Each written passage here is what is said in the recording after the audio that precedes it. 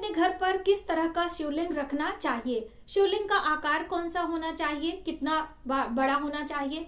साथ ही यदि हम अपने पूजा मंदिर को अपने घर में रखते हैं, अनेक देवी देवताओं की पूजा सभी करते हैं, तो क्या जब हम घर से आउटिंग पर जाते हैं तो क्या अपने पूजा के देवी देवताओं को अपने पड़ोसियों को देकर जाएं, कैसे उनकी पूजा हो, कैसे देवी देवताओं को हम प्रसन्न रख पाए जब हम घर पर नहीं रहते हैं। क्योंकि देखिए अभी एकल परिवार है, बहुत सारे लोग अकेले ही रहते हैं, पति पत्नी रहते हैं, तो ऐसे में पूजा पाठ करना उतना संभव नहीं हो पाता है हर दिन जब हम घर से बाहर होते हैं। तो ऐसी दशा में हमें क्या करना चाहिए। दूसरा, ज्यादातर आपके सवाल आए हैं कि कौन सी एकादशी का चुनाव हमें करना चाहिए, यानी गृहस्थ वालों के लिए अलग एकादशी होती है और जो सन्यासी होते हैं, साधु होते हैं, यानी कि जो ब्रह्मचर्य का पालन करते हैं, उन लोगों के लिए अलग एकादशी चयन करने की बात कही गई है। तो कौन सी एकादशी हम रखें। दोस्तों, पूजा पाठ से जुड़ी बहुत सारी महत्वपूर्ण बातें आज के इस वीडियो में हम आपके साथ शेयर करने वाले हैं। नमस्कार, वेलकम टू माय चैनल, मैं हूं मनीषा। दोस्तों, जैसे कि आप सभी को पूजा पाठ की ये छोटी छोटी महत्वपूर्ण जानकारी बहुत पसंद आती है और आप सबके बहुत सारे कमेंट आते हैं कि दीदी इस तरह की वीडियो आप और लेकर आएं और हमारे कंफ्यूजन को दूर करें। तो एक बार फिर से हम आपके लिए इस तरह की वीडियो लेकर आए हैं। साथ ही हम आपको बहुत सारे शुभ प्लांट भी बताएंगे, शुभ पेड़ पौधे कि हमें अपने घर में जरूर रखना चाहिए। यदि आपके घर में स्पेस नहीं है तो आप गमले में भी इन पौधों को लगा सकते हैं। किन किन बातों का हमें ध्यान रखना चाहिए, कौन से ऐसे पौधे हैं जिनका दान हमें कभी नहीं करना चाहिए। तो चलिए देर न करते हुए वीडियो की शुरुआत करते हैं। और दोस्तों, यदि आपने अभी तक हमारे चैनल को सब्सक्राइब नहीं किया है तो प्लीज सब्सक्राइब कर लें। वीडियो हेल्पफुल लगती है तो लाइक जरूर करें। हम बात कर रहे हैं पूजा पाठ घर गृहस्थी से संबंधित बहुत सारी सूक्ष्म जानकारी। देखिए, ये सूक्ष्म जानकारी हम अपने परिवार, हम अपने आस पड़ोस और हम अपने गुरुजनों से सीखते हैं। और आप सबके बहुत सारे कमेंट भी आए हैं। तो सबसे पहला ज्यादातर लोगों का सवाल है शिवलिंग को लेकर कि हमें अपने घर में शिवलिंग रखना चाहिए अथवा नहीं। तो दोस्तों, मैं आपको बता दूं, आप अपने घर में शिवलिंग रख सकते हैं। और शिवलिंग रखते समय किन बातों का हमें ध्यान रखना है वो भी थोड़ा सा आप समझ लीजिए। बहुत बड़ा शिवलिंग हमें नहीं रखना है, जैसे कि बहुत सारे शिवलिंग होते हैं, स्वयंभू शिवलिंग, नर्मदेश्वर शिवलिंग, 12 ज्योतिर्लिंग है। अलग अलग शिवलिंग की महिमा बताई गई है हमारे मनुष्य जीवन में।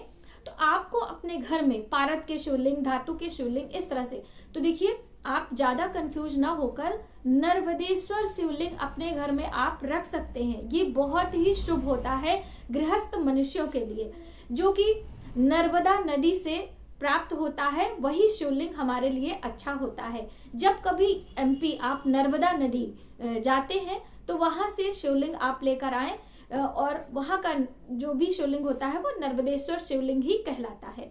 उसी प्रकार से जब हम शालिग्राम की बात करते हैं, जैसे बहुत सारे लोग अपने घर में शालिग्राम की पूजा करते हैं, वैसे पुरुषों को शालिग्राम की पूजा करने की अनुमति दी गई है।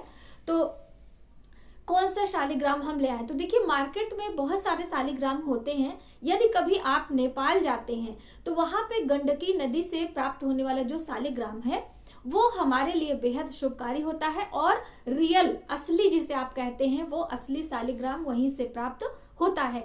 तो जब कभी आपको अवसर लगे नेपाल घूमने का, वहां पे गंडकी नदी के आसपास में बहुत सारी दुकानें होती हैं। इसी प्रकार से नर्मदेश्वर शिवलिंग भी नर्मदा नदी के समीप, जो कि एमपी में है, तो आप वहां पर जाएं तो वहां से लेकर आ सकते हैं।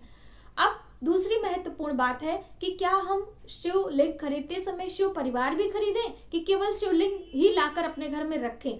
तो जब भी आप शिवलिंग लेकर आए तो बिल्कुल छोटा, यानी अपने अंगूठे के बराबर, जितना बड़ा आपका अंगूठा है इतना ही बड़ा शिवलिंग आपका होना चाहिए। बहुत बड़ा शिवलिंग भाव में, भावावेश में आके हमें नहीं लेना चाहिए।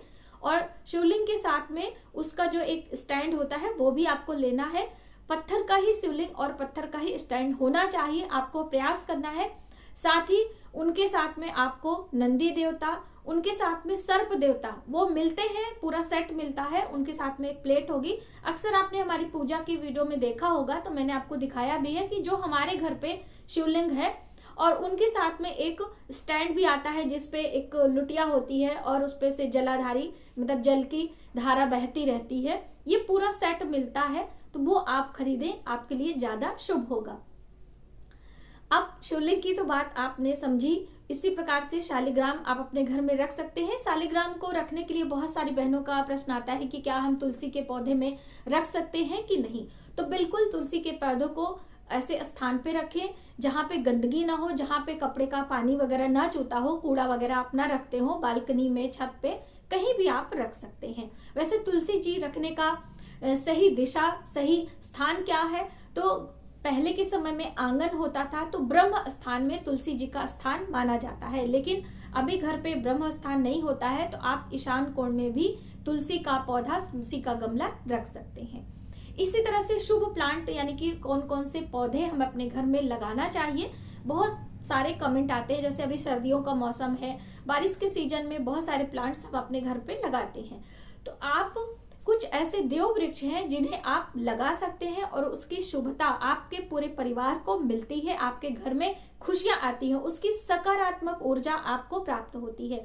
तो पहला तो आप सबको पता है तुलसी का पौधा, और तुलसी का पौधा एक से अधिक भी आप लगा सकते हैं। ऐसा नहीं कि सिर्फ आप एक ही पौधा लगाएं। अभी मार्गशीर्ष का महीना चल रहा है तो इसमें भी आप लगा सकते हैं, ठीक है। उसके तोड़ने के, उसके पूजन करने के सभी नियम हमारे चैनल पर है, तो वो आप देख सकते हो। दूसरा पौधा जो हमारे घर के लिए शुभ होता है वह है बेलपत्र। जो बेलपत्र हम भगवान भोलेनाथ की पूजा में इस्तेमाल करते हैं, बेल का पौधा। तो बेल का पौधा तो बहुत बड़ा होता है, लेकिन उसे गमले में भी रोपा जा सकता है। आप नर्सरी से खरीद कर ले आएं और बेल के पौधे को अपने घर पे लगाएं। साथ ही दोस्तों, बेल की पत्तियों को हम शिवलिंग पर चढ़ाते हैं, और जो बेल का पौधा, पेड़ होता है, उसका पूजन भी करने की बात कही गई है, विधान बताया गया है शिव पुराण में। बेल के पौधे, बेल की डंडियां, बेल के पत्ते, बेल के फल, बेल की गिरी, सभी की अपने आप में अनंत महिमा बताई गई है और स्वास्थ्य वर्धक भी है, यानी औषधि का भी कार्य करता है ये। तो आपको अपने घर में बेल का पौधा अवश्य लगाना चाहिए।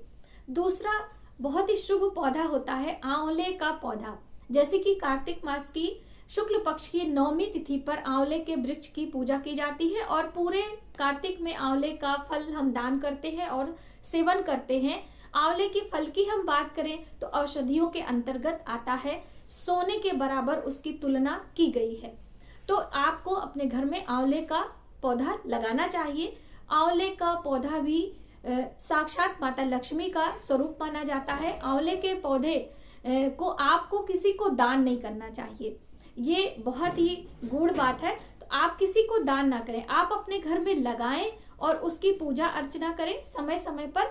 और साथ ही यदि काफी बड़ा हो गया है तो आप किसी पब्लिक प्लेस में, जैसे कि किसी पार्क में, किसी मंदिर में, देव स्थान पर, या किसी स्कूल में आप उसे लगा सकते हैं। ऐसा नहीं कि दान नहीं करना है तो आप लगा नहीं सकते, लगा सकते हैं। उसके फल को जितने लोग खाएंगे उतने ही पुण्य की प्राप्ति आपको होगी, ठीक है। तो इस तरह से आप ये कार्य कर सकते हैं, आपके लिए बहुत ही शुभ होता है। आने वाले जीवन में इन पुण्य को, आप तो स्वयं इसको भोगते हैं, आपकी संतानें भी इसके पुण्य फल को भोगती हैं। तो ये बहुत ही शुभ प्लांट है। अगला पौधे की बात आती है हार श्रृंगार, जिसे पारिजात का पौधा कहते हैं। तो आप हार श्रृंगार का पेड़ भी अपने घर में लगा सकते हैं। कहते हैं ये स्वर्ग से सबसे पहली बार भगवान श्री कृष्ण लेकर आए थे रुक्मिणी के लिए, है ना। तो बहुत ही शुभ पौधा होता है, शुक्र ग्रह को रिप्रेजेंट करता है। तो आप अपने घर में इसे लाएं। इसके जो फूल होते हैं छोटे छोटे से होते हैं और रात्रि में खिलते हैं, इससे रात की रानी भी कहा जाता है। और बहुत ही मतलब खुशबूदार ये जो पुष्प होते हैं उनमें खुशबू बहुत अच्छी आती है। तो आप इसे अपने घर में रखें और इनके पुष्पों को हम भगवान श्री कृष्ण को और रुक्मिणी को, राधा जी को, सभी को चढ़ाते हैं। तो इस तरह से ये शुभ प्लांट है। आपको अपने घर में अपराजिता, जिसे कि विष्णु कांता भी कहा जाता है, नीले रंग के पुष्प आते हैं, सफेद रंग के पुष्प आते हैं, अलग अलग कलर के भी होते हैं। तो विष्णु कांता का भी बेल आता है, तो वो आप लगा सकते हो। इसकी तो बहुत सारे इसके भी गुण हैं। इसकी चाय बनाई जाती है, इसका जो है पाउडर बना के चेहरे पर लगाते हैं, अलग अलग प्रकार से इसके पुष्पों का भी इस्तेमाल किया जाता है। तो आप अपने घर में तुलसी का पौधा, बेल का और आंवले का और पारिजात, जिसे कि हर श्रृंगार के नाम से जाना जाता है, और अगला है जो अपराजिता विष्णुकांता के नाम से जानते हैं। और पीपल और बरगद ये तो लगाना ही नहीं है, आप सबको पता है। और आइए जानते हैं एकादशी के बारे में, क्योंकि एकादशी का व्रत सर्वोपरि बताया गया है, सभी को करने की सलाह दी जाती है, वृद्ध हो, बालक हो, आप किसी भी वर्ग के हो, एकादशी व्रत रखना हमारे लिए बहुत ही शुभदायी होता है, फलदायी होता है, स्वास्थ्य वर्धक होता है।